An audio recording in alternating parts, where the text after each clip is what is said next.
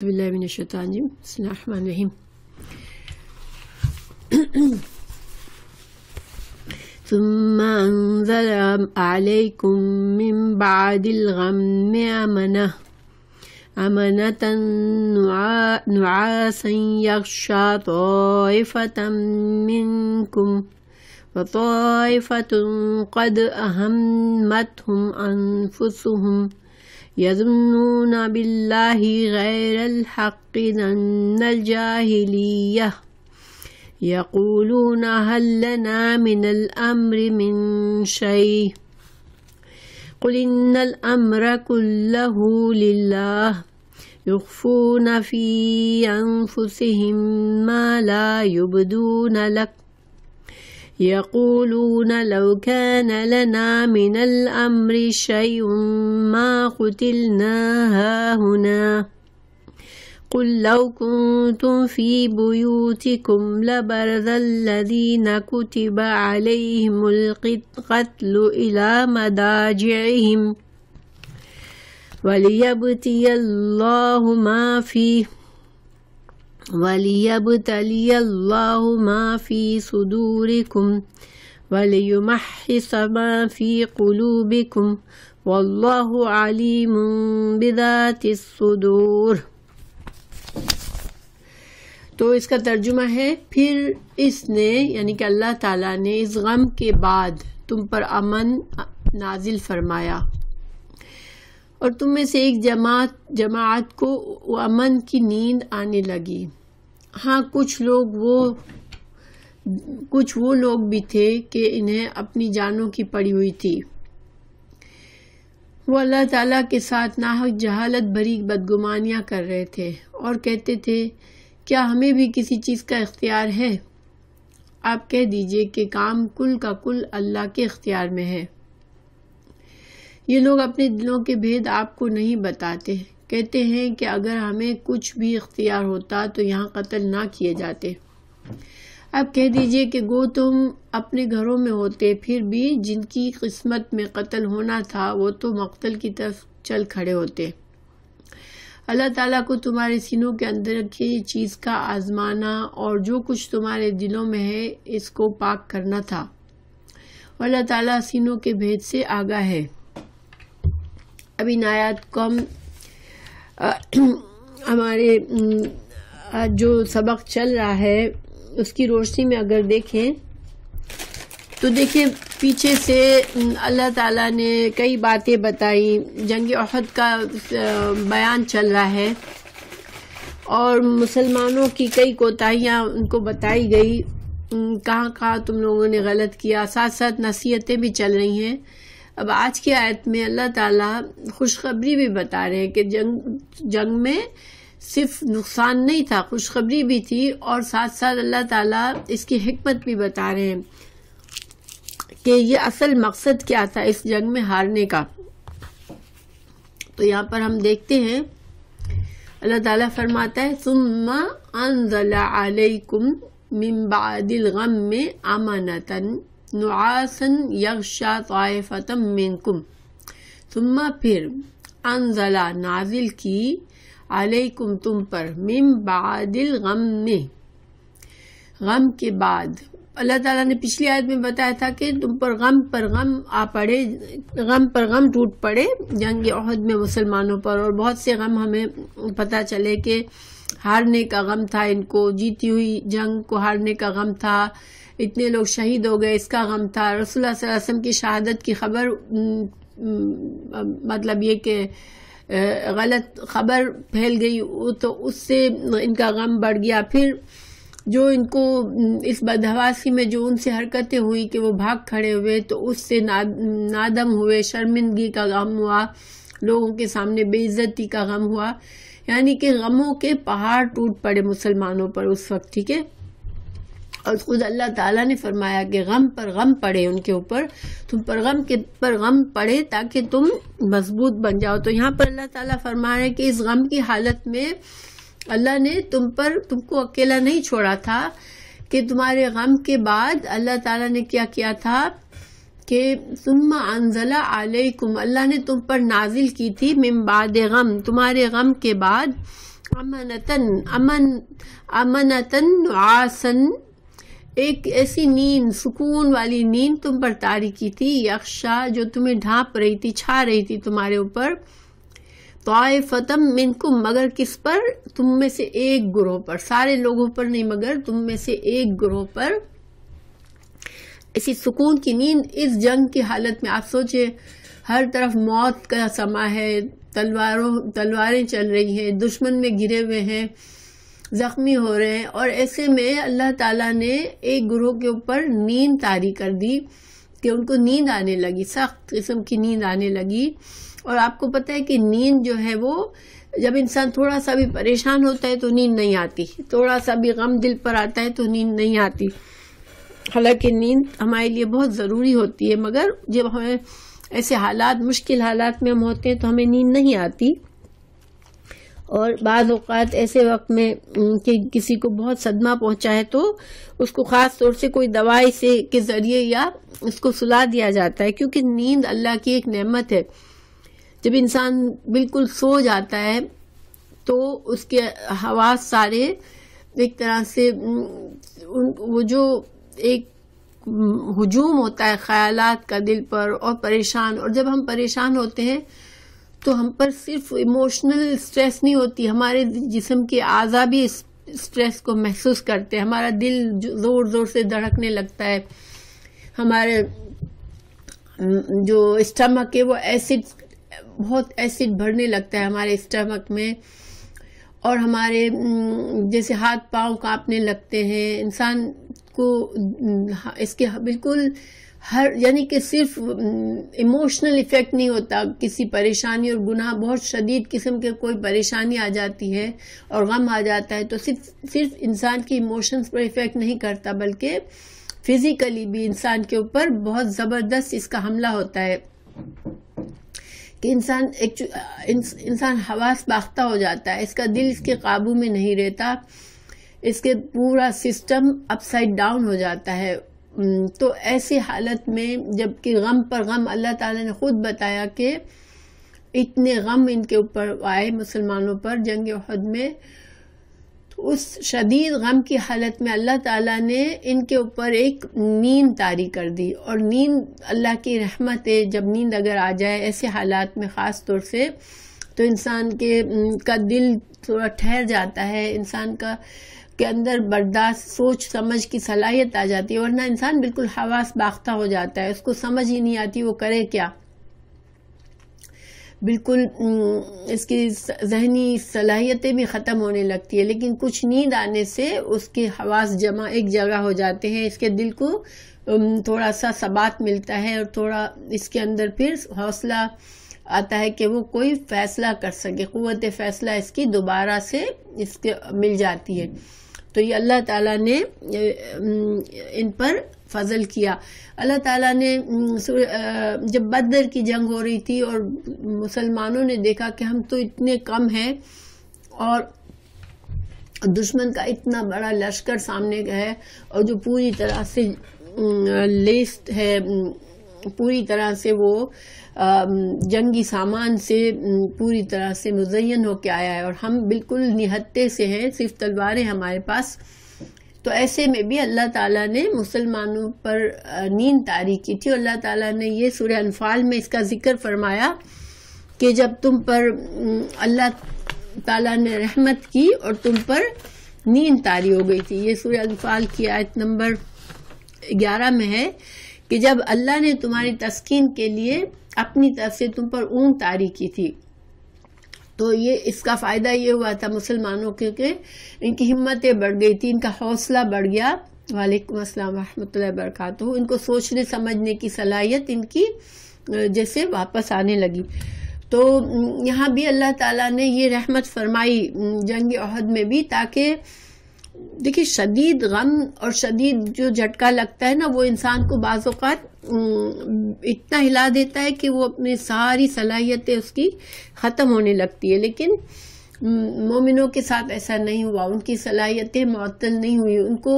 نیند کے اس جھونکے نے ان کو پھر سے فریش کیا، اور انہوں نے جو صحیح عمل تھا وہ کیا، آپ صلی اللہ علیہ وسلم کا دفاع کیا، آپ صلی اللہ علیہ وسلم کے پاس جمع ہوئے۔ تو مگر ایک طائفہ کہتے ایک گروہ مومنوں جو تھا اس لشکر میں مسلمانوں کا، قد تحقیق اہمتہم، تم نے فکر، ہم کہتے ہیں پریشانی، فکر جیسے کیا ہوگا، اب کیا ہوگا یہ جو ہوتا ہے نا، تو ان کو فکر اتنی زیادہ، ان کے انفسہم، ان کے دلوں پر اتنی زیادہ غم فکر طاری تھی کہ ہماری جانوں کا کیا ہوگا، ان کو اپنی جانوں کی فکر پڑی ہوئی تھی۔ یظنون، اور وہ گمان کر رہے تھے، باللہ، اللہ کے ساتھ، غیر الحق، ناحق قسم کے گمان کر رہے تھے، جو اللہ کی شان کے خلاف ہے، ایسے گمان کر رہے تھے کہ اللہ تو ظن الجاہلیہ، جو کہ جاہل، جو اسلام سے پہلے جہالت کی حالت میں تو صحیح انسان اس طرح سوچ سکتا تھا، لیکن یہ مسلمان ہو کر انہوں نے اس طرح کے اللہ سے گمان کیے کہ اللہ اب تو بس مسلمان اور رسول اللہ صلی اللہ علیہ وسلم سب، یہ لشکر اب کبھی کوئی بچ کے گھر نہیں جائے گا، سب یہیں ختم ہو جائیں گے، اور اللہ تعالیٰ مدد فرمائے گا اپنے دین کی، مسلمانوں کی، یہ ساری باتیں بھول گئے تھے، ان کو یہ یقین نہیں رہا کہ اللہ ہماری مدد کرے گا۔ تو چونکہ اللہ تعالیٰ سے انہوں نے اچھا گمان نہیں کیا، انہوں نے اللہ سے امید نہیں رکھی، بلکہ اللہ پر بھروسہ کرنے کے بجائے وہ اپنی جان بچا کر بھاگنے کے چکر میں پڑ گئے۔ اور آپ کو پتہ ہے کہ مسلمانوں کے لیے جب جنگ میں ہو، مسلمان دشمن سے مقابلہ ہو، تو اس وقت بھاگنا جو ہے وہ سخت، یعنی کہ بہت بڑا گناہ ہے کہ اس وقت انسان بھاگے۔ تو لیکن انہوں نے اللہ تعالیٰ سے جہالت والے گمان کیے اور اللہ تعالیٰ کے بارے میں بدگمان ہوئے۔ یقولون، وہ کہتے تھے، حل لنا، کہ کیا ہمارے لیے ہے، من الامر، معاملے میں، من شیء، کوئی چیز، یعنی کہ یہ سارے فیصلے تو ہمارے نہیں تھے، یہ ہمارے ساتھ زیادتی ہوئی کہ ہمیں اس طرح سے اتنے کم لوگوں نے اتنے بڑے لشکر کے سامنے ہم سے لڑنے کے لیے ہمیں لے آیا گیا، یہ چیز ہماری مرضی کی نہیں تھی، ہمارا فیصلہ تو یہ نہیں تھا۔ جیسے کہ آپ لوگوں کو یاد ہوگا کہ جب آپ صلی اللہ علیہ وسلم کو اطلاع ملی کہ قریش کا لشکر جمع ہو رہا ہے مدینہ کے باہر، تو آپ صلی اللہ علیہ وسلم نے مشورہ کیا تھا صحابہ سے کہ کیا ہم مدینہ کے اندر رہ کر اپنے اپنے گھروں میں سے، چھتوں پر سے ہم تیر اندازی کے ذریعے دشمن کا مقابلہ کریں، یا ہم باہر نکل کے مسلمان کافروں سے لڑے، کیونکہ مسلمان بہت کم تعداد میں تھے دشمن کے مقابلے میں۔ تو اس میں دو رائے ہوئی تھی، ایک کا یہ تھا کہ ہم مدینہ ہی میں لڑیں گے، پہلے رسول اللہ صلی اللہ علیہ وسلم نے بھی کائنڈ آف یہ بات پیش کی کہ مدینہ ہی سے ہم لڑ لیں، یا مشورہ مانگا تھا آپ صلی اللہ علیہ وسلم نے صحابہ کرام سے۔ تو آپ کو پتہ ہے کہ منافق کا جو سردار تھا اس کا مشورہ تھا کہ نہیں، ہم مدینہ ہی میں رہیں گے اور یہیں سے مقابلہ کریں گے، لیکن جو پرجوش لوگ تھے مسلمان، جن کو یہ تھا کہ ہم غازی بنے اور ہم شہید بنے، اور ان کو ایمان بہت زیادہ، ان کا بعض اوقات ہوتا ہے نا انسان کا ایمان بہت ہائٹ پر چلا جاتا ہے، تو انہوں نے ایمان کے جوش میں انہوں نے آپ صلی اللہ علیہ وسلم پر زور ڈالا کہ نہیں، ہم کو باہر ہی جانا چاہیے، اور آپ صلی اللہ علیہ وسلم نے پھر اس مشورے کو قبول کر لیا تھا۔ تو اب جن لوگوں کا مشورہ یہ نہیں تھا کہ ہم باہر نکل کے لڑیں، وہ کیا دل میں گمان کر رہے تھے، وہ کیا اپنے دل میں سوچ رہے تھے، اور کہہ بھی رہے تھے کہ ہمارا مشورہ تو مانا نہیں گیا، اس سارے معاملے میں ہمارا تو کوئی دخل ہی نہیں رہا، تو ورنہ ہم اس طرح سے یہاں پر اس مشکل میں اب اس وقت نہ پھنسے ہوئے ہوتے۔ اللہ تعالیٰ نے فرمایا، قل،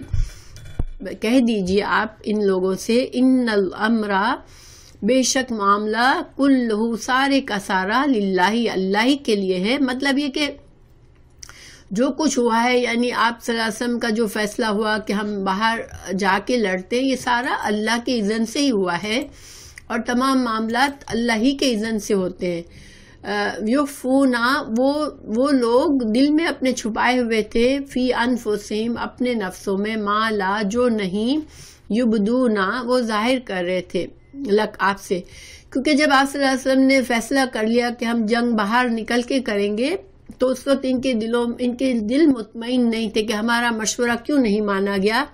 لیکن وہ اس وقت پھر خاموش ہو گئے، انہوں نے اپنی بات کو دل میں چھپا لیا. تو اللہ تعالیٰ یہاں بتا رہے ہیں کہ یہ ان کی دل کی بات اس وقت جنگ کے میدان میں جب یہ حال ہوا کہ مسلمان سخت مصیبت میں پھنس گئے، تو ان کی دل کی بات زبان پر آ گئی. اور ایسا ہوتا ہے نا، ہمارے اندر بھی ایسا ہوتا ہے کہ کوئی معاملے میں ہم سے پوچھا جاتا ہے، لیکن ہماری بات پھر آخر کار ہمارا مشورہ نہیں مانا جاتا اور پھر کام خراب ہوتا ہے، تو فوراً سے ہم بول اٹھتے ہیں کہ دیکھو میں نے تمہیں کہا تھا، تم نے ہماری بات نہیں مانی. حالانکہ ہم اس وقت تک خاموش رہتے ہیں، پھر جب خرابی ہوتی ہے جب ہم بولتے ہیں کہ میری بات نہیں مانی نا، تو اس لیے ایسا ہوا. تو کائنڈ آف اسی طرح سے ان لوگوں نے بھی محسوس کیا کہ ہمارا مشورہ اگر مانا جاتا تو یہ حال نہ ہوتا. تو اللہ تعالیٰ نے فرما دیا کہ جو کچھ ہوا ہے وہ سب اللہ کی مرضی سے ہوا ہے، اور اللہ کی مرضی کے بغیر کچھ نہیں ہوتا ہے. یعنی کسی کا مشورہ ہو، کسی کا ہو، کسی کے بس کی بات ہی نہیں ہے، سارا معاملہ اللہ کے ہاتھ میں ہے. تو وہ کہہ رہے تھے، وہ آپ صلی اللہ علیہ وسلم سے تو چھپا رہے تھے، لیکن جب یہ حالات ہوئے تو کیا کہنے لگے، یقولون وہ کہہ رہے تھے، لو کانا اگر ہوتا لنا ہمارے لیے، من الامر معاملے میں، شیئن کچھ بھی، ما قتلنا نہ ہم قتل ہوتے، ہاں ہونا ہم اس جگہ پر اس طرح سے قتل نہ ہو رہے ہوتے. اگر تو ہمارے بس میں معاملہ ہوتا، اگر ہمارے ہاتھ میں انہوں نے فیصلہ چھوڑا ہوتا، ہماری بات مانی ہوتی، تو ہم اس طرح سے ہم یہاں پر قتل نہ ہو رہے ہوتے. تو اللہ تعالیٰ نے فرمایا، قل کہہ دیجئے، لو اگر چاہ، کنتم ہوتے تم، فی بیوتکم اپنے گھروں میں، اگر تم جنگ کے لیے بالکل نہ نکلتے، تم اپنے گھروں میں بھی ہوتے،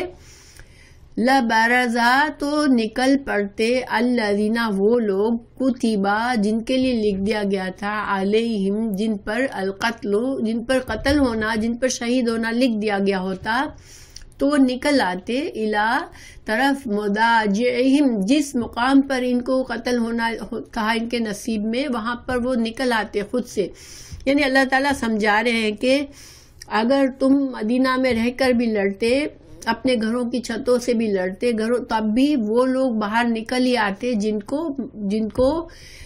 کی موت اس وقت لکھی ہوئی ہوتی، وہ تو باہر نکل ہی آتے. تو پھر اللہ تعالیٰ نے فرمایا، وَلِيَبْتَلِيَ اور تاکہ آزمائے اللہ، ما فی جو ہے، صدورکم تمہارے سینوں میں، وَلِيُمَحِّصَ اور تاکہ چھانٹ لے تم کو، تاکہ تمہارے دلوں کو صاف کر دے اللہ تعالیٰ، ما فی جو قلوبکم تمہارے دلوں میں جو بیماریاں ہیں، کہ ابھی تمہارا ایمان کمزور ہے، ابھی تمہارا اللہ پر توکل اور بھروسہ کمزور ہے، ابھی تم اللہ اور رسول صلی اللہ علیہ وسلم کے فیصلوں پر خوش نہیں ہوتے ہو اور اللہ سے اچھا گمان نہیں رکھتے ہو. تو یہ سارے تمہاری کمزوریاں اللہ تعالیٰ چاہ رہا تھا کہ اللہ تمہیں ایسی آزمائش میں ڈالے اور یہ تمہاری ساری کمزوریاں تمہاری دور ہو تمہارے دلوں سے. تو دیکھیں اسی وجہ سے اس گروپ کو نیند نہیں آئی، ان کو سکون نہیں آیا، ورنہ جن کے دلوں میں اللہ پر بھروسہ تھا ان کے دلوں کو اللہ نے رحمت سے نیند بھیجی ان پر اور ان کو سکون دے دیا.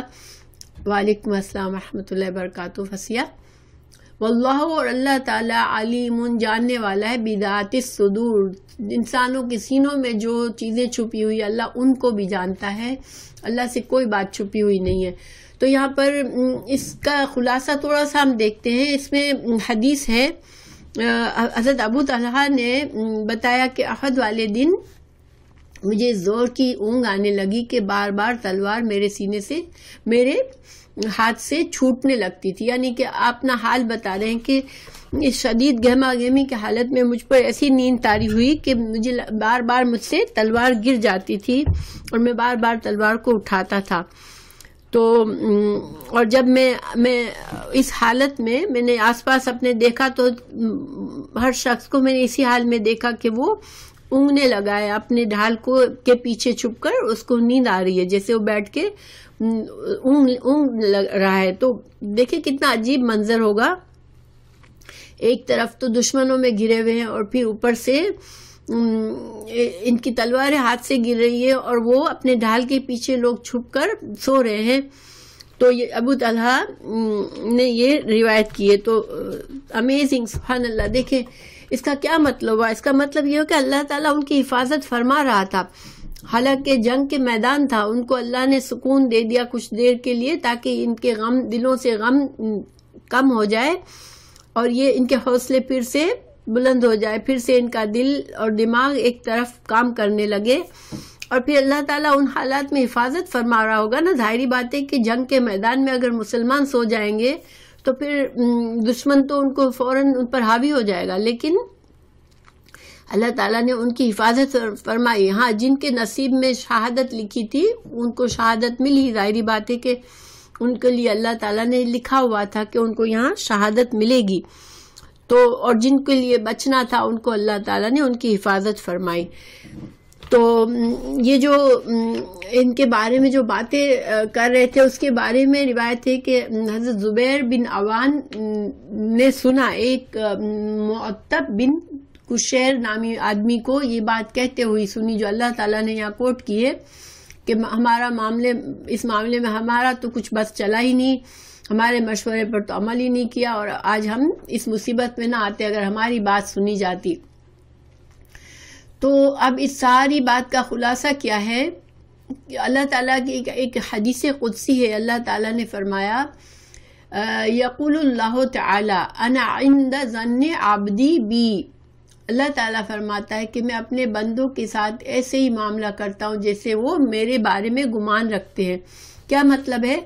مطلب یہ ہے کہ اللہ تعالیٰ پر جو بندہ ہر حال میں اس کو یقین ہے کہ میرا اللہ میرے ساتھ ہے، اور چاہے غم سے غم اس کے اوپر پڑے، چاہے بڑے سے بڑی مصیبت آئے، اس کو یہ حوصلہ ہو کہ اللہ دیکھ رہا ہے اور اللہ میری مدد ضرور کرے گا، تو اللہ اس کی مدد کرتا ہے. مثال کے طور پر دیکھیں، اگر خدا نخواستہ انسان کے اپنے کوئی پیارا دنیا سے چلا جاتا ہے اچانک سے، ایک سیکنڈ،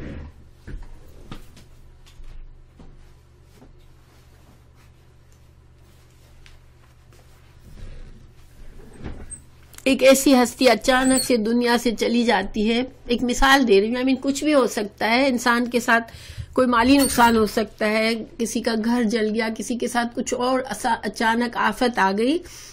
اب ایسے میں جن کا ایمان پکا ہے وہ جو ہے کتنی بھی بڑی مصیبت ہے اس کا بھروسہ اللہ پر ہوتا ہے کہ اور وہ یقین رکھتا ہے کہ اللہ تعالیٰ کسی کے اوپر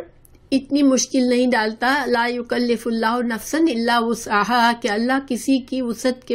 سے زیادہ اس پر دکھ نہیں ڈالتا. اور جب اللہ کی طرف سے کوئی آزمائش آتی ہے تو اللہ حوصلہ دیتا ہے اور اللہ مدد کرتا ہے، انسان بندے کو سنبھال لیتا ہے. تو ایسے بندوں کو اللہ سنبھال لیتا ہے اور وہ اس مشکل میں بھی ظاہر انسانی فطرت کے لحاظ سے اسے دکھ تو ہوتا ہے، لیکن وہ اس دکھ کو حوصلے کے ساتھ برداشت کر لیتا ہے اور اس کا مشکل وقت گزر جاتا ہے. لیکن جو بندہ باتیں بنانا شروع کر دیتا ہے، واہ میرے ساتھ ایسا کیوں کیا اللہ نے میری تو نصیب ہی خراب ہے، اللہ تعالیٰ نے میرے ساتھ ہمیشہ ایسا کیا ہے، اس طرح کی باتیں لوگ اگر کرتے تو یہ اللہ کے ساتھ برا گمان کرنا ہے. پھر ایسے لوگوں کو صبر بھی نہیں آتا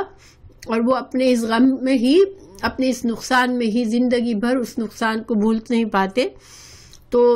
یہ بہت ہی اہم بات ہے، خاص طور سے اللہ تعالی ہم سب کو یہ بات، ہمیں اللہ سے اچھا گمان کرنے والا بنائے کہ زندگی میں اوپر اونچ نیچ آتی ہے، آزمائشیں آتی ہیں، لیکن اللہ پر بھروسہ ہر حال میں ایک مومن رکھتا ہے، کیونکہ ہمارا اللہ کے سوا کوئی دوست اور مددگار ہے ہی نہیں. اور جب بھی کوئی مشکل آتی ہے تو انا للہ و انا الیہ راجعون ہمیں اسی لیے سکھایا گیا ہے کہ ہم اللہ ہی کے ہیں اور اللہ ہی کی طرف جانا ہے ہم کو. تو اور ہمارے پاس جتنی نعمتیں ساری اللہ ہی کی دی ہوئی ہے اور اللہ ہی سے انہیں جب چاہے گا واپس لے سکتا ہے. تو اگر ہمارا یہ ایٹیٹیوڈ ہوگا تو انشاءاللہ ہمارے لیے کوئی دکھ اتنا بڑا دکھ نہیں ہوگا کہ انسان اپنی حواس کھو دے اور اپنی جان کھو دے. اور جن لوگوں کو یہ گمان نہیں ہوتا، اللہ پر اچھا ظن نہیں ہوتا، اللہ سے اچھی طرح سے وہ نہیں سوچتے اللہ کے بارے میں، اور جہاں کچھ غلطی ہوئی، کچھ خرابی ہوئی، شکایتوں کے پہاڑ نکال دیتے ہیں اور رونا دھونا ہنگامہ واویلا کر دیتے ہیں، تو پھر ان کا دکھ ان پر حاوی ہو جاتا ہے. پھر وہ اس دکھ سے کسی طرح نکل نہیں پاتے اور ان کی زندگی پر بہت برے اثرات آتے ہیں. تو اللہ تعالی ہم سب کو ایسی اخلاق دے، ایسی عادتیں دے جن سے اللہ ہم سے راضی ہو، کیونکہ ہر حالت میں ہم اللہ ہی کے ہیں اور ہمیں اللہ ہی کی طرف جانا ہے. تو پھر ہمیں پکا یقین ہونا چاہیے کہ اللہ سبحانہ تعالیٰ کے سوا ہمارا کوئی مددگار نہیں ہے، اور ہر خوشی اور غم میں ہم اللہ کو یاد رکھیں انشاءاللہ. تو اللہ سبحانہ تعالیٰ نے دیکھے کہ دو گروپ سے ہمیں مثال دی کہ ایک گروپ نے یہ رویہ رکھا، اللہ سے اچھا گمان کیا تو اللہ نے ان کا غم ہلکا کر دیا، اور جس گروپ نے اللہ پر بھروسہ کم کیا، اللہ سے بھروسہ نہیں کیا اللہ پر، اور باتیں بنانے لگے، تو ان کے ساتھ پھر معاملہ بھی ایسا ہوا کہ وہ اپنے غم کو برداشت نہیں کر سکے اور آخرکار جنگ کے میدان سے بھاگ گئے تھے. جنگ کے میدان سے بھاگنا جو ہے نا وہ کبیرہ گناہوں میں سے، مسلمان کے لیے جائز نہیں ہے کہ وہ جنگ کے میدان سے بھاگے. تو بہرحال ایک تو یہ بات ہوئی صاف واضح، ہمیں اللہ تعالیٰ نے بتایا کہ ہمیں اللہ پر توکل کرنا چاہیے ہمیشہ. دوسری بات یہاں پر اللہ تعالیٰ نے وجہ بتائی کہ یہاں پر تم لوگوں کی اس ہار میں تم یہ مت سوچو کہ اگر ہمارے مشورے سے عمل ہوتا اور ہم جنگ جیت جاتے. نہیں، تمہارے لیے اللہ نے یہی لکھا تھا کہ تم کو یہیں پر آنا ہے، اور جو کچھ ہوا وہ سب ہونا ہی تھا، کیونکہ اللہ کو تم کو لیبتلی اللہ، کہ اللہ تم کو آزمانا چاہتا تھا. کیونکہ جب مشورہ ہوا تو کچھ لوگوں کے دلوں میں نفاق آ گیا، کچھ لوگوں کے دلوں میں ایک خوش نہیں تھے، مطمئن نہیں تھے. اللہ تعالیٰ، اللہ کے رسول صلی اللہ علیہ وسلم نے دوسروں کا مشورہ مانا، اس پر عمل کیا اور جنگ کے میدان میں کی طرف نکلے، تو جن لوگوں کی بات نہیں مانی گئی تھی وہ خوش نہیں تھے. آپ کو پتا ہے کہ جو عبداللہ بن ابی تھا منافق، وہ 300 لوگوں کے ساتھ جنگ سے پہلے ہی چلا گیا میدان سے کہ ہماری بات تو مانی نہیں گئی، ہم ایسی جنگ ہم نہیں لڑنا چاہتے جس میں ہمارے مشورے کو لیا نہیں گیا، اور یہ اتنے بڑی فوج کے ساتھ اتنے کم لوگوں کے ساتھ لڑنا، تو یہ تو بے وقوفی ہے، ہم اس بے وقوفی میں شامل نہیں ہو سکتے. وہ چلے گئے، 300 لوگوں کو لے کر وہ چلا گیا، اور مسلمان 1000 سے صرف 700 رہ گئے تھے. اور کافر کتنے تھے اس وقت؟ آپ لوگوں کو یاد ہے کہ جنگ احد میں جو مشرکین تھے ان کا لشکر کتنا تھا؟ 3000 کا لشکر تھا، اور ان بڑی تیاریوں کے ساتھ آئے تھے یہ. مگر اللہ تعالیٰ نے فرمایا کہ جو کچھ ہوا، ماشاء اللہ فسیہ،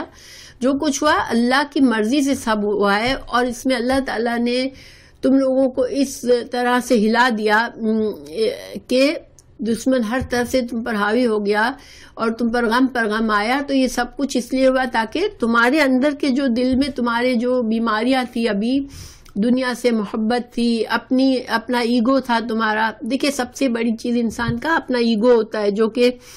میری بات کیوں نہیں مانی گئی. ٹھیک ہے، یہ جو ہے ایک مسلمان کے اندر نہیں ہوتا ہے. مشورہ آپ سے لیا گیا تو مشورہ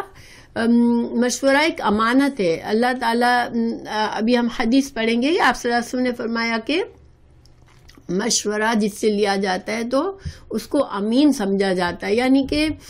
کسی اہم معاملے میں جب تم سے مشورہ لیا جائے، اس کا مطلب یہ کہ تم پر بھروسہ کیا گیا ہے، اور اب تمہاری ذمہ داری کیا ہے کہ چاہے تمہاری بات مانی جائے، تم اخلاص کے ساتھ مشورہ دو. اگر تمہاری بات مانی جائے تب بھی خوش، اور جب نہ مانی جائے تب بھی خوش. ہر طرح سے تم اس کام میں پورے دل سے شامل ہو. لیکن یہ لوگ دل سے شامل نہیں ہوئے، ان کے دلوں میں ایک گراسی بن گئی کہ ہماری بات نہیں مانی گئی، اور وہ بے دلی تھی ان کے دلوں میں. تو اللہ تعالیٰ نے اس کو کھول کر سامنے رکھ دیا، اور اللہ تعالیٰ نے ان پر سکینت نازل نہیں فرمائی کہ وہ بھی جنگ کے میدان میں جمے رہتے، بلکہ ان کو ان کی بے حالی پر چھوڑ دیا، تو اس سے وہ فائنلی جنگ کے میدان سے بھاگ گئے۔ اور بزدل ہونے، ظاہری بات ہے یہ بہت بڑا معاملہ تھا ان کے لیے، آئندہ بھی شرمندگی کا معاملہ تھا ان کے لیے کہ لوگ ہمیشہ مجھے یاد رکھیں گے کہ میں جنگ احد میں بھاگا تھا۔ تو اللہ سبحانہ تعالیٰ نے فرمایا کہ تمہارے دلوں سے یہ کمزوری دور کرنی تھی، اللہ کو تمہارے دلوں کو خالص کرنا تھا۔ حضرت عثمان رضی اللہ عنہ بھی ان لوگوں میں سے، حضرت عثمان رضی اللہ عنہ بھی ان لوگوں میں سے تھے جو کہ اس وقت بھاگے تھے جنگ کے میدان سے، اور ان کے پر جو ان کی حکومت جب یہ خلیفہ بنے تو کچھ لوگوں نے فتنہ اٹھایا اور ان کے اوپر یہ بھی الزامات، ان کو طعنے دیے کہ آپ تو جنگ احد سے بھاگ گئے تھے۔ تو بہرحال وہ لوگ حق پر نہیں تھے طعنہ دینے میں، کیونکہ اللہ تعالیٰ، ابھی ہمیں پتہ چلے گا کہ اللہ تعالیٰ نے ان لوگوں کو خود عام معافی کا اعلان کر دیا تھا۔ جب اللہ تعالیٰ نے معاف فرما دیا، اللہ کے رسول صلی اللہ علیہ وسلم نے معاف فرما دیا، تو پھر اسلام میں یہ جائز نہیں ہے کہ کوئی پھر اس گناہ کا طعنہ دے۔ تو اللہ تعالیٰ نے فرمایا کہ تمہارے دلوں سے جو گندگی تھی، جو بیماریاں تھی، اللہ اس کو صاف کرنا چاہ رہا تھا۔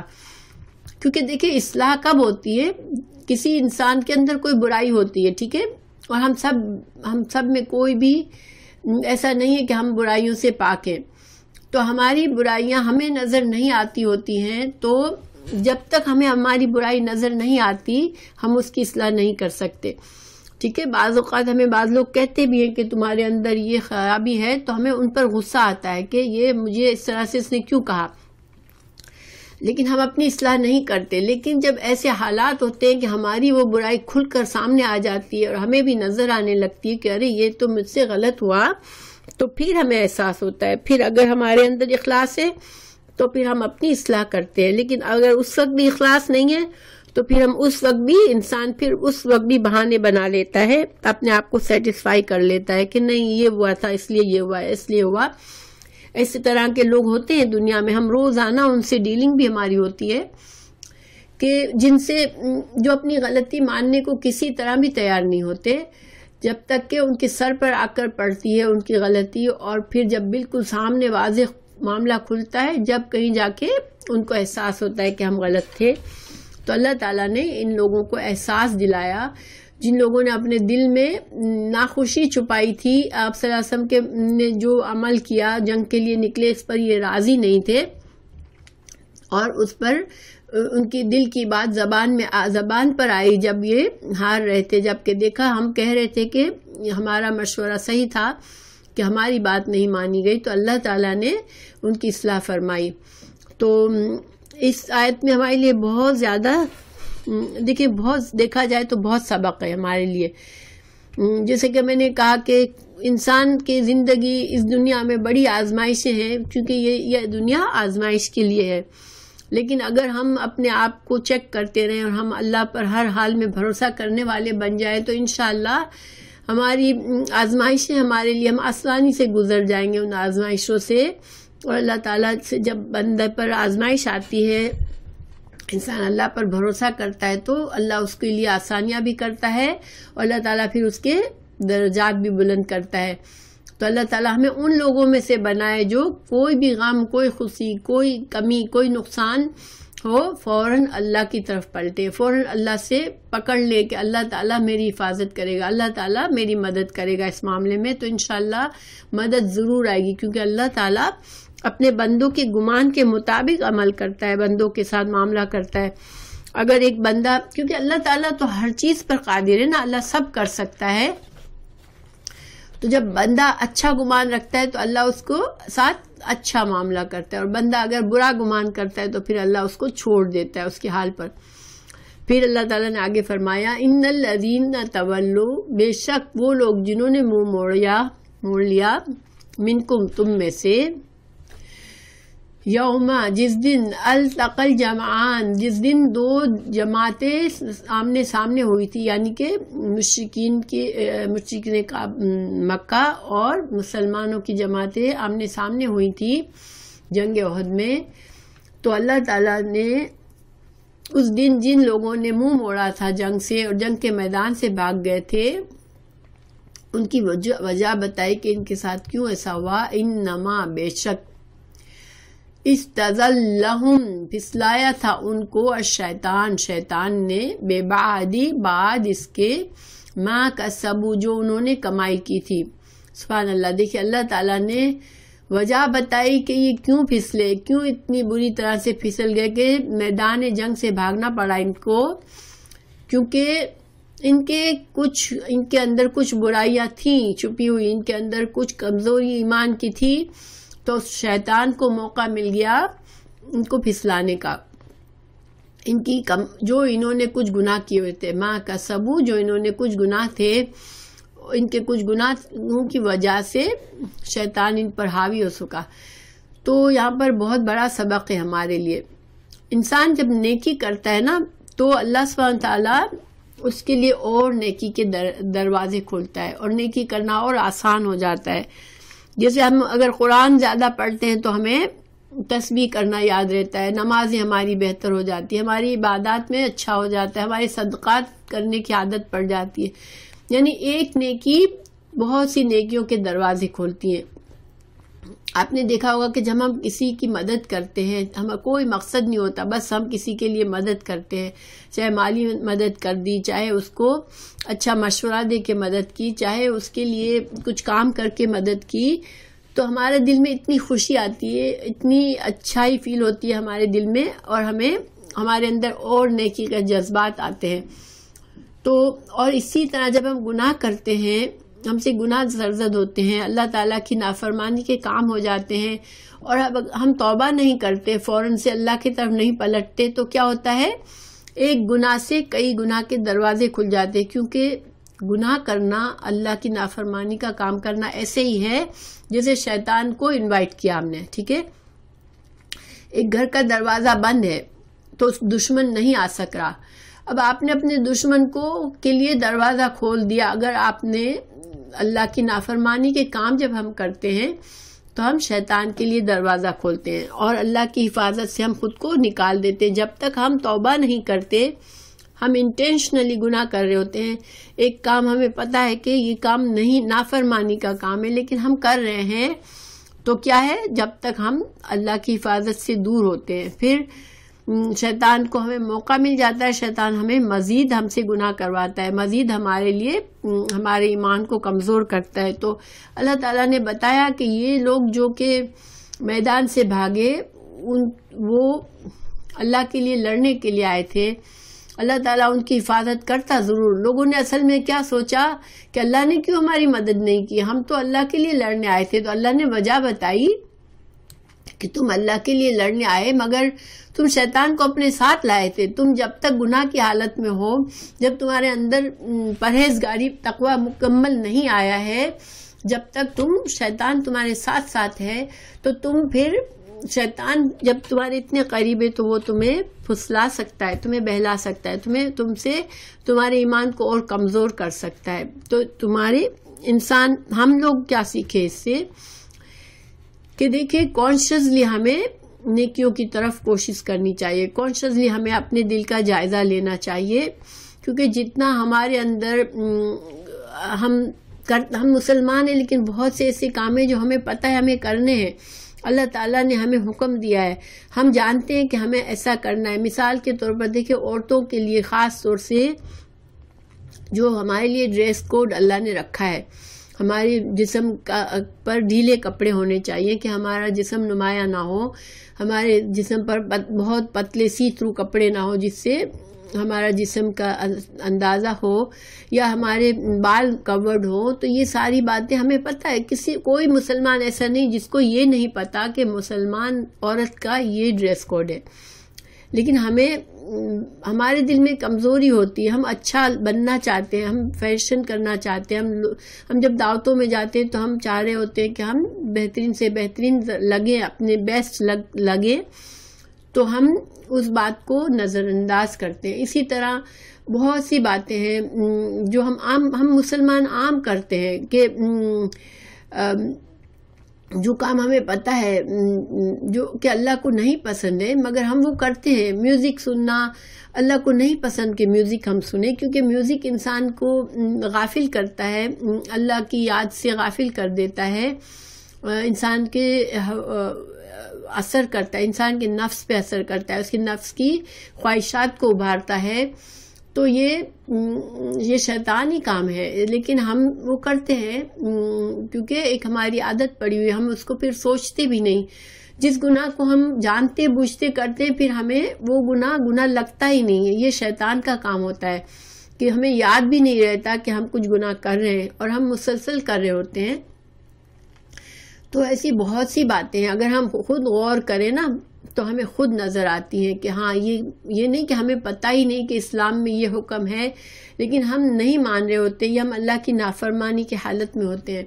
مگر ہمیں کیوں وہ چیز بادر نہیں کرتی؟ کیونکہ شیطان اب ہمیں تھپک کے ہمارے ضمیر کو سلا چکا ہوتا ہے اس معاملے میں کہ ہمیں اس طرف دماغ ہی نہیں جاتا کہ ہم سوچیں کہ یہ بات ہمیں نہیں کرنے کی، یہ غلط بات ہے. تو جب ہم اس حالت میں ہوتے ہیں تو پھر شیطان ہم کے لیے آسان ہوتا ہے، وہ ہمارے ساتھ ہوتا ہے، ہمارے لیے ہم نے اس کا دروازہ کھولا ہوا ہوتا ہے. ہم اللہ کی رحمت سے اپنے آپ کو دور کر رہے ہوتے ہیں، کیونکہ جب گناہ کر رہے ہوتے ہیں تو ہم اللہ کی رحمت سے دور ہو جاتے ہیں. لیکن جب ہم توبہ کرتے ہیں تو اللہ تعالیٰ اپنی رحمت کی نظر دوبارہ ہم پر کرتا ہے. تو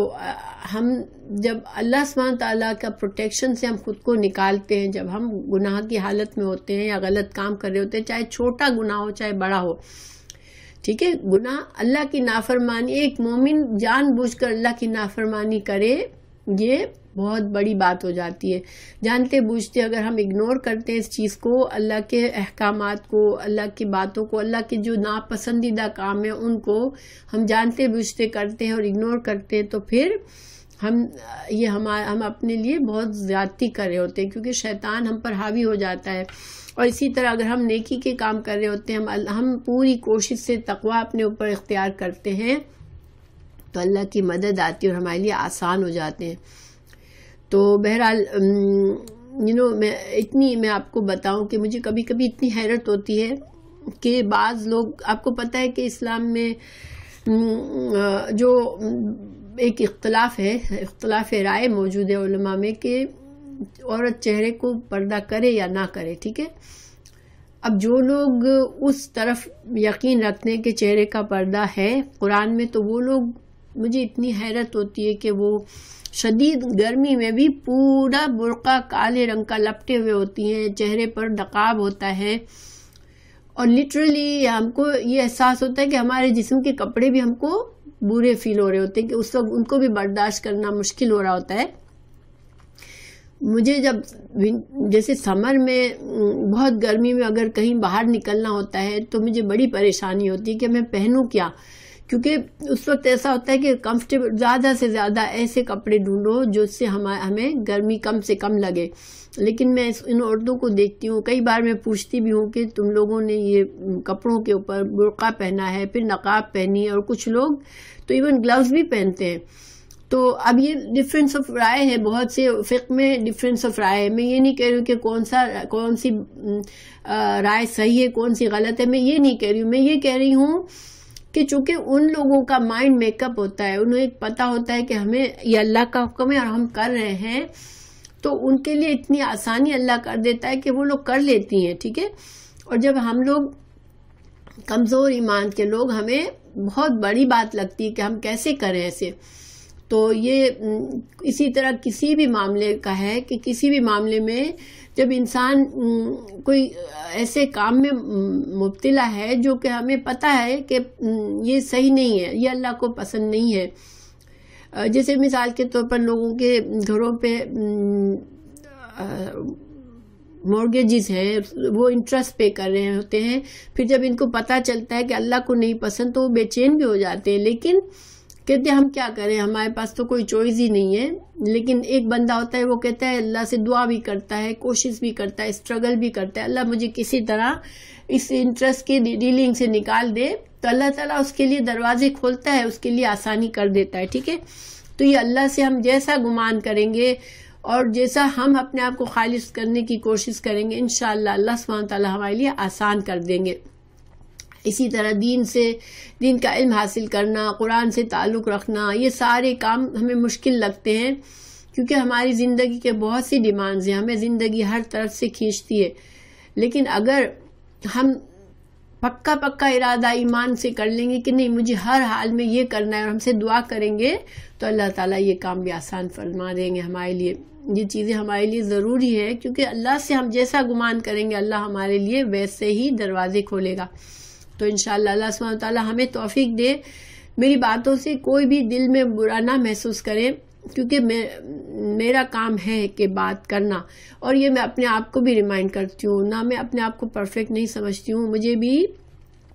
بہت سی باتیں میں چاہتی ہوں اپنے آپ کو امپروو کروں، لیکن اس کے لیے مسلسل اللہ سے مدد کی ضرورت ہوتی ہے کیونکہ انسان کمزور ہے. ہم جب کوئی گناہ یا کوئی نافرمانی کا کام کرتے رہتے ہیں تو وہ ہمیں نافرمانی لگتی ہی نہیں ہے. پھر جب ہمیں پتہ چلتا ہے، کوئی ہمیں جھنجھوڑتا ہے تو ہمارے لیے آسان نہیں ہوتا کہ ہم اس کام سے نکل سکیں. لیکن اس کا طریقہ صرف یہی ہے کہ اللہ پر اچھا بھروسہ کریں اور اللہ سے مدد مانگیں تو انشاءاللہ ہماری نیت کے لحاظ سے اللہ ہماری مدد فرمائے گا. تو پھر اللہ تعالیٰ نے یہاں پر اعلان کر دیا معافی کا، کہ بتا دیا کہ تم لوگوں کی یہ غلطی تھی. اس کے بعد اللہ تعالیٰ نے فرمایا وَلَقَدْ، اور تحقیق، عفا، معاف کر دیا، اللہ نے، عنہم، ان کو. اللہ تعالیٰ نے ان کی مسٹیکس بتائی لیکن اللہ نے معافی کا اعلان کر دیا. اور سبحان اللہ، یہ اللہ سبحانہ تعالیٰ کی رحمت ہے. دیکھیں اگر اللہ تعالیٰ ان لوگوں کو معاف نہیں کرتا تو تاریخ کی کتابوں میں آج تک ایک صحابی کا نام لیا جاتا کہ فلاں صحابی یوں بھاگا تھا، فلاں صحابی نے یوں کمی کی تھی. کیونکہ آپ کو پتہ ہے حدیث کے، آپ صلی اللہ علیہ وسلم کے زمانے کی ہر بات لکھی جاتی ہے اور کتنے صحابہ کے کارنامے ہمیں پتہ ہے کہ فلاں صحابہ نے یہ کارنامہ کیا، فلاں نے یہ کیا. لیکن یہ جنگ احد کے لوگوں کے کسی کو نام نہیں پتا کہ کس نے کیا کیا کیونکہ جب اللہ نے معاف کر دیا تو پھر سب نے چھوڑ دیا کہ بس اب اس بات پر کوئی تذکرہ نہیں ہوگا کہ کس نے کیا کیا، کیونکہ اللہ سبحانہ تعالیٰ نے ہی ان کے جرائم کو بتایا اور اللہ نے ہی ان کو معاف فرما دیا. اور حضرت عثمان پر بھی جب یہ فتنہ تھا، اس زمانے میں فتنہ اٹھایا تھا فتنہ کرنے والوں نے اور اس بات کو تازہ کیا تھا، تو انہوں نے بھی اپنا دفاع اسی آیت کے حوالے سے کیا تھا کہ جب مجھے اللہ نے معاف کر دیا میری غلطی کو تو اب کون، اللہ سے بڑھ کر کون ہے جو مجھے دوبارہ اس غلطی کا طعنہ دے. ٹھیک ہے. پھر ان اللہ، بے شک اللہ تعالیٰ، غفور حلیم، بخشنے والا ہے اور بردبار ہے. اللہ سبحانہ تعالیٰ بہت زیادہ برداشت کرتا ہے بندوں کی بہت سی غلطیوں کو، اور ہماری بھی کتنی کوتاہیوں کو اللہ مسلسل برداشت کرتا ہے. اللہ حلیم ہے، بردبار ہے. اللہ سبحانہ تعالیٰ فوراً سے نہیں پکڑتا، اور بندہ ایک قدم اللہ کی طرف بڑھتا ہے تو اللہ اس کی طرف دوڑ کر آتا ہے. جب بھی بندے کو احساس ہوتا ہے کہ میں نے غلط کیا تو اللہ سبحانہ تعالیٰ اس کو تھام لیتا ہے جب بندہ اللہ کی طرف پلٹنا چاہتا ہے. یہ جو حدیث ہے کہ میں اپنے بندے کے گمان کے مطابق ہوں، تو یہ لمبی حدیث ہے اور اس میں ہمیں یہ ساری چیزیں بتائی اللہ نے کہ بندہ ایک قدم آتا ہے تو اللہ دوڑ کر آتا ہے. میں نے نکال کے تو رکھی تھی لیکن پھر میں نے کہا شاید بہت لمبا ہو جائے، اس لیے پوری حدیث کوٹ نہیں کیا آپ لوگوں کے لیے، مگر شاید آپ لوگوں نے سنی بھی ہو یہ حدیث کہ اللہ سبحانہ تعالیٰ جو ہے وہ بندوں کے لیے بہت مہربان ہے. صرف بندے کو اللہ کی طرف پلٹنا ہوتا ہے تو اللہ تعالیٰ اس کو تھام لیتا ہے.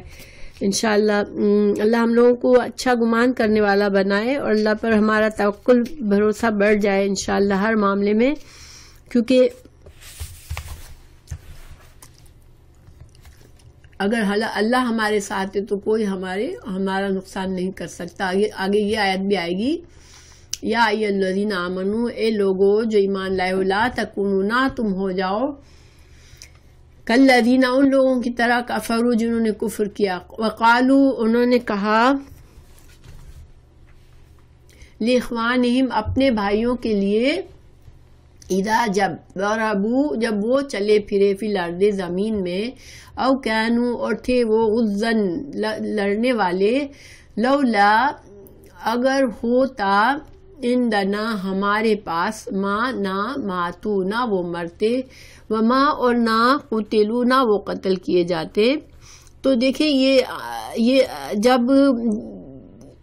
جنگ کے لیے مسلمان نکلتے تھے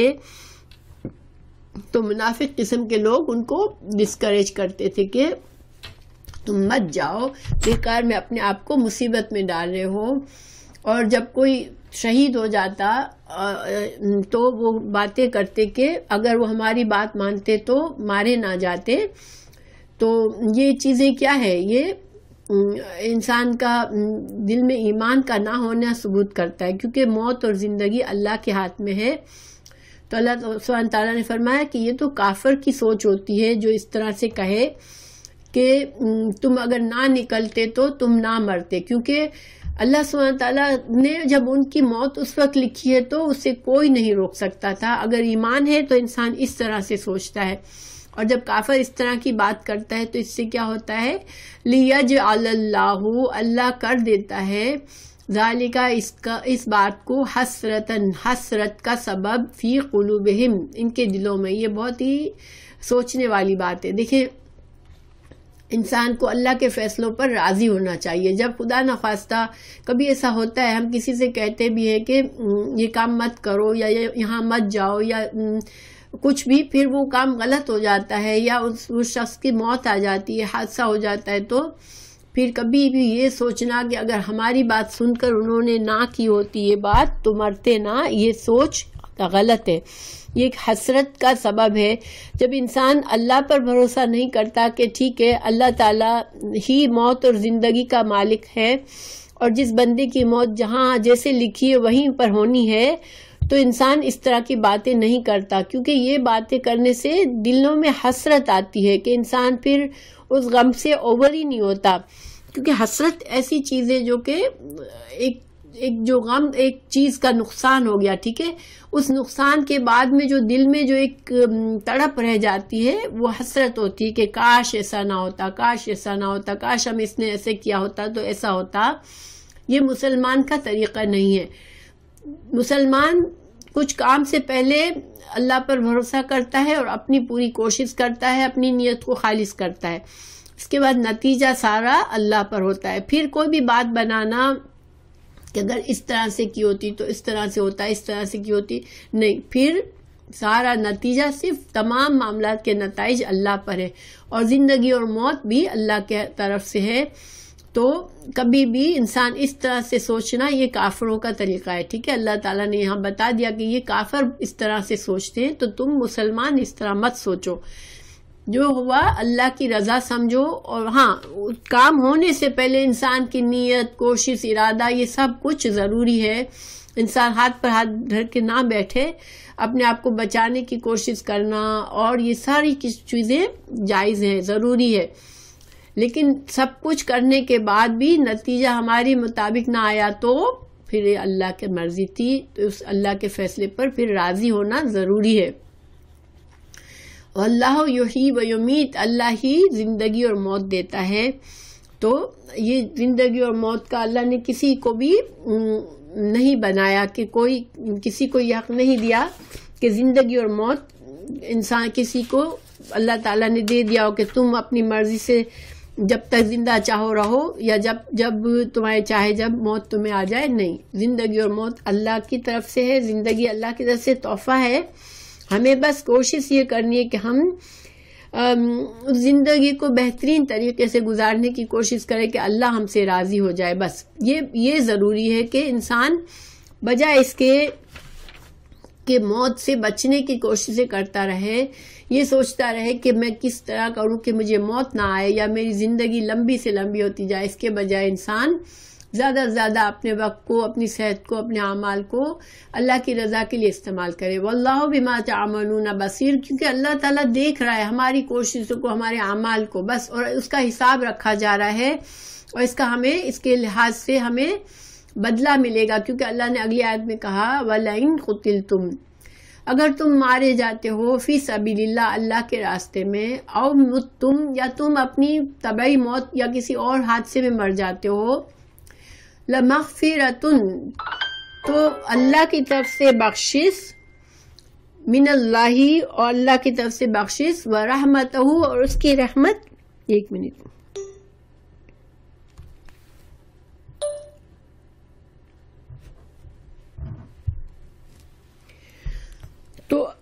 تو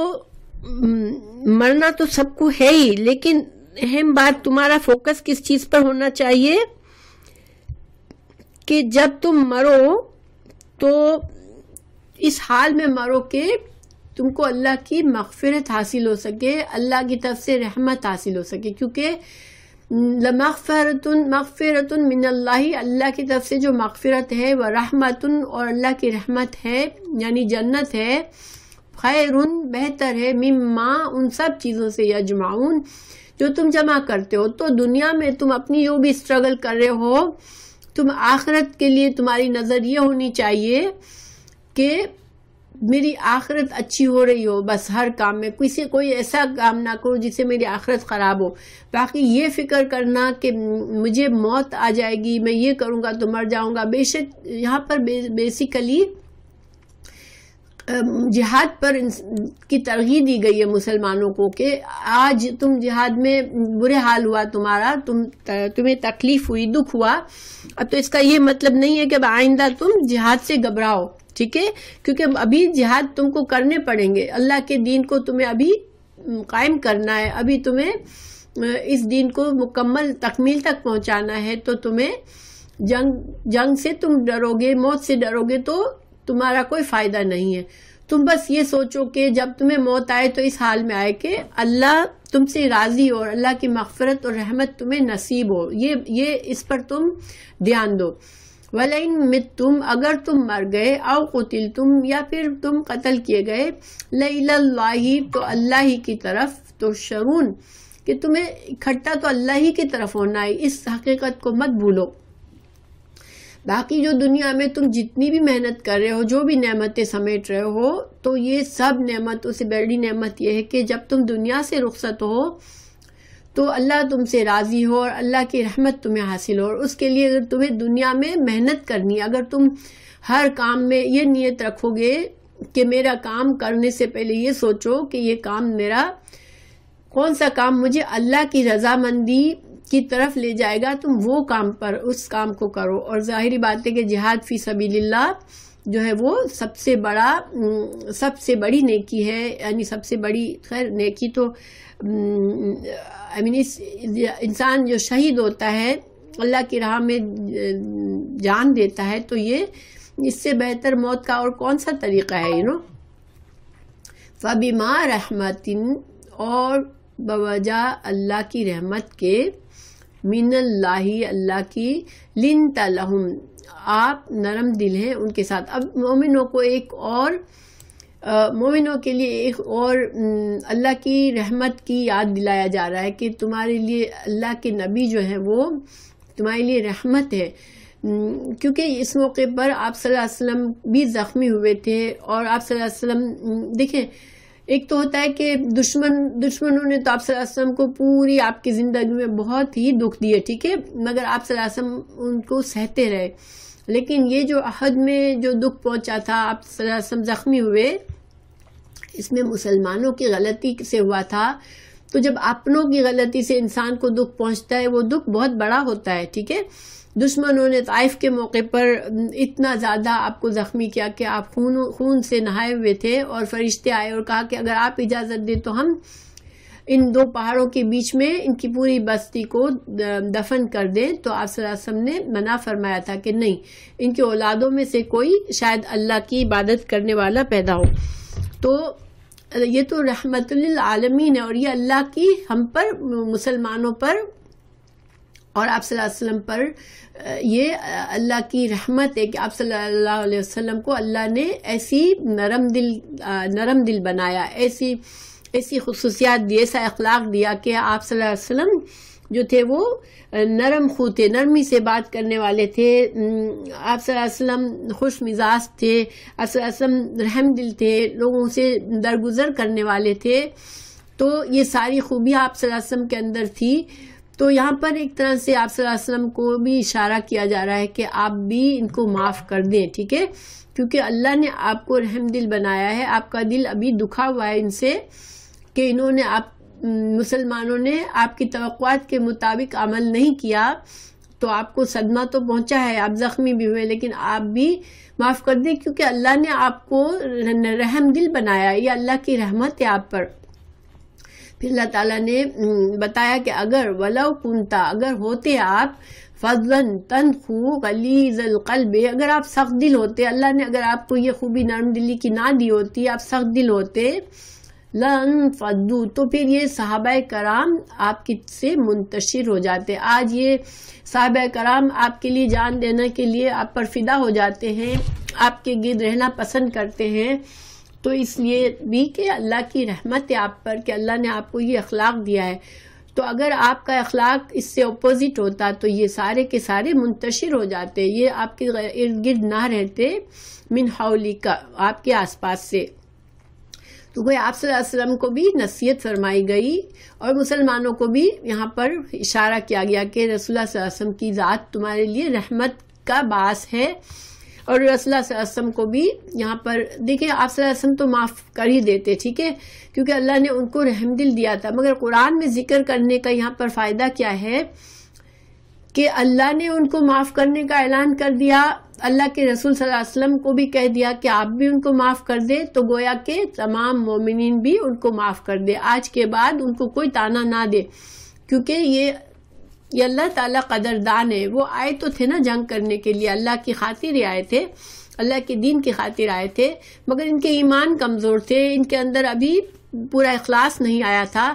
تو لیکن اللہ نے پھر بھی اپریشیٹ کیا ان کے ایمان کو، جو کمزور ایمان تھا اس کو بھی اپریشیٹ کیا، بس ان کی اصلاح کر دی اور ان کو اللہ نے معاف کر دیا. اب تم بھی معاف کر دو، اللہ کے رسول آپ بھی معاف کر دیں. فاعف عنہم، آپ ان کو معاف کر دے، واستغفر لہم، اور ان کے لیے بخشش مانگے، ان کے لیے مزید ان پر فیور کرے کہ ان کے لیے اللہ سے بھی بخشش مانگے. وشاورہم، اور ان سے مزید مشورہ بھی لے، آئندہ بھی فی الامر، اہم معاملات میں ان سے مشورہ بھی لے، کیونکہ جنگ احد میں مشورہ لیا گیا تھا اور وہ مشورے کا انجام جیسے اچھا نہیں آیا. تو یہ نہیں کہ آپ مشورہ لینا چھوڑ دیں اور صحابہ کرام ڈر کے مارے مشورہ دینا چھوڑ دیں. مشورہ اسلام کا ایک شعائر، اسلام کی ایک بنیادی چیز ہے کہ اہم معاملات میں مسلمان مشورہ کرتے ہیں. تو مشورہ کرنے کا آپ صلی اللہ علیہ وسلم کو بھی حکم دیا گیا کہ آپ آئندہ بھی مشورہ کریں ان سے. دیکھیں، اللہ تعالیٰ کو کسی کے مشورے کی ضرورت نہیں تھی، نہ اللہ کے رسول کو، ٹھیک ہے، صلی اللہ علیہ وسلم کو. اللہ تعالیٰ ہر کام اللہ کے رسول کو صحیح صحیح بتا دیتے کہ یہ کام ایسے کرو، ایسے کرو، ایسے کرو، اور آپ صلی اللہ علیہ وسلم کر لیتے، ٹھیک ہے. لیکن صحابہ کرام کی تربیت بھی مطلوب تھی کہ ان کو اب آپ صلی اللہ علیہ وسلم کے بعد ان کو دین کا مشن جاری رکھنا ہے. تو جب تک آپ ان کو اہم معاملات میں شامل نہیں رکھیں گے، جب تک ان کی تربیت کیسے ہوگی؟ تو آپ ان کو مشورے میں شامل رکھیں، ٹھیک ہے. لیکن پھر کیا کریں؟ مشورہ ضرور لیں، لیکن فَإِذَا عَزَمْتَ، لیکن جب آپ پختہ ارادہ کر لیں کسی کام کا، فَتَوَكَّلْ عَلَى اللَّهِ، تو پھر اللہ پر بھروسہ کرے، پھر گڈ مڈ نہ ہو کسی معاملے میں، پھر مائنڈ نہ چینج کرے. جب اللہ تعالیٰ آپ کو جما دے کسی بات پر، یعنی کہ اگر ہم احد کے لحاظ سے ہم دیکھیں تو آپ صلی اللہ علیہ وسلم نے مشورہ لیا، پھر آپ صلی اللہ علیہ وسلم نے اس مشورے پر عمل کیا کہ ہم باہر نکل کر لڑیں گے. تو آپ کو پتا ہے کہ کچھ صحابہ نے کو فیل ہوا کہ ہم نے شاید آپ صلی اللہ علیہ وسلم کو بہت پریشرائز کیا اس طرف کہ ہمیں باہر جا کے لڑنا ہے. تو انہوں نے آ کے کہا کہ اللہ کے رسول صلی اللہ علیہ وسلم آپ جو خود فیصلہ کریں، آپ چاہتے ہیں، اگر آپ پسند کرتے کہ ہم اندر رہ کر لڑیں تو ہم پھر اس کے لیے بھی راضی ہیں. تو آپ صلی اللہ علیہ وسلم نے کہا کہ نہیں، جب نبی جنگ کا لباس پہن لیتا ہے پھر وہ اس وقت تک نہیں اتارتا جب تک اللہ کوئی فیصلہ نہ کرا دے، یعنی ہار جیت کا فیصلہ اب اللہ کے اوپر ہے. تو یہی بات یہاں بھی اللہ تعالیٰ نے بتائی کہ جب مشورہ کرو، اور یہ مسلمانوں کے لیے بھی ہے کہ کسی اہم معاملے میں مشورہ ضروری ہے، لیکن مشورے کے بعد جب ایک فیصلہ ہو جائے تو پھر نتیجہ اس پر اللہ پر چھوڑ دو. اس کا کیا مطلب ہے کہ دیکھیں مشورہ کیا گیا, ٹھیک ہے, اب سپوز کسی مسجد کا معاملہ ہے, مشورہ کیا گیا, یا کسی اہم اور مسلمانوں کا معاملہ ہے, مشورے کے بعد جس مشورے پر عمل کیا گیا اس سے بظاہر لگا کہ کامیابی نہیں ہوئی, تو اب کیا ہوا, لوگ انگلیاں اٹھائیں گے کہ دیکھو تمہاری وجہ سے یہ ہوا, تم نے مشورہ دیا تو ایسے ہوا, تم سے آئندہ مشورہ نہیں لیا جائے گا, تمہارا مشورہ صحیح نہیں تھا. اور اگر ان کا مشورے پر کامیابی ہوتی ہے تو وہ خود جو ہے وہ بوسٹنگ شروع کر دیتے, لوگوں سے کہنا شروع کر دیتے کہ یہ تو سب کچھ میرے مشورے سے ہوا ہے, میں نے کہا تھا تو اب میں نے یہ بات کہی تھی تو میری بات مانی اور یہ فائدہ ہوا. اور یہ ایک عام بیماری ہے انسانوں میں. اسی وجہ سے آپ دیکھیں کہ مسجدوں میں اور لڑائیاں ہوتی رہتی ہیں, جہاں بھی اسلامی کام ہو رہا ہوتا ہے وہاں پہ کبھی امن نہیں لگتا. شورا میں بھی لڑائیاں ہوتی ہیں. کیوں؟ کیونکہ ایگو آ جاتا ہے کہ میں نے یہ کیا, میری بات نہیں مانی گئی, میری بات مانی گئی تو یہ فائدہ ہوا, ان کی بات مانی گئی تو یہ نقصان ہوا. لیکن اللہ تعالیٰ کیا سکھا رہا ہے کہ مشورہ اہم ہے, مشورہ کرو, مشورے سے آپس میں محبت بڑھتی ہے, اعتماد آتا ہے, لوگوں کو ایک یونٹی بنتی ہے, کیونکہ لوگ لگتے ہیں کہ لوگوں کو فیل ہوتا ہے کہ ہم اس جماعت میں شامل ہیں, ہم سے مشورہ کیا جاتا ہے, ہم کو اہم سمجھا جاتا ہے.